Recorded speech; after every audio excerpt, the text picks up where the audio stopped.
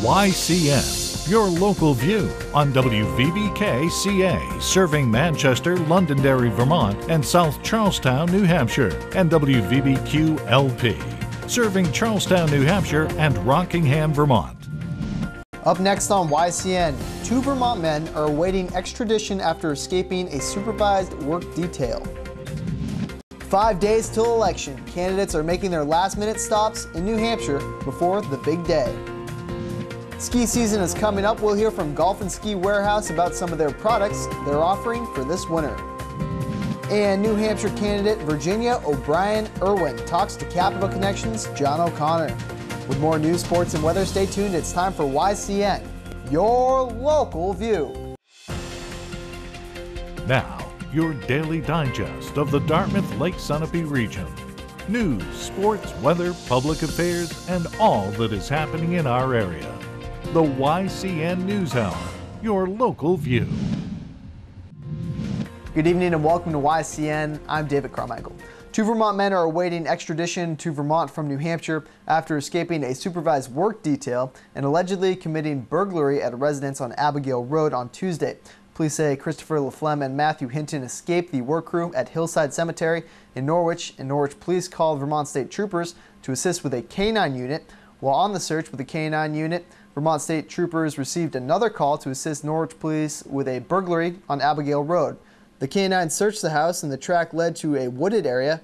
Shortly afterward, police received a call saying the escapees spoke with and received a ride to Hanover, New Hampshire with a Bragg Hill resident. Hanover police were informed of the incident and they located both escapees.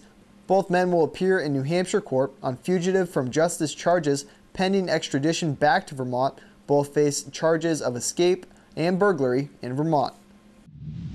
New Hampshire Republican gubernatorial candidate Ovid LaMontagne addressed supporters at the Sullivan County Republican headquarters in Claremont on Wednesday. LaMontagne spoke on his prosperity plan that calls for lowering business taxes, engaging in regulatory reform, and examining how New Hampshire delivers education and health care. The candidate also took questions from the audience. Vermont Business for Social Responsibility, or VBSR, announced this week that they are honoring Representative Bill Botsow and Senator Anthony Polina with its Lawmaker of the Year award for their work during the past legislative session. Both lawmakers scored perfectly on VBSR's 2011 to 2012 legislative scorecard and worked on the legislation that enhanced Vermont's economy. The statewide business organization presents the 2 lawmakers with awards at its annual fall conference at Mount Snow in West Dover on November 14th. President Barack Obama and Republican presidential nominee Mitt Romney are returning to New Hampshire for their last-minute campaign visits. Obama and former President Bill Clinton will appear in Concord on Sunday. Romney will be at the Portsmouth Airport Saturday morning and in Manchester on Monday night. And also on General Election Day this coming Tuesday, Upper Valley Ride, a local transportation company, will be providing free rides to and from polls. If you need assistance or know someone who needs assistance getting a ride to the polls, please call 802-448-4004. The number of homes and businesses in New Hampshire without electricity is below 16,000, down from 210,000 soon after the storm. Power is expected to be fully restored by tomorrow in Vermont. Most of the lights are back on, and now utility crews are leaving to help other places that were hit hard by Superstorm Sandy.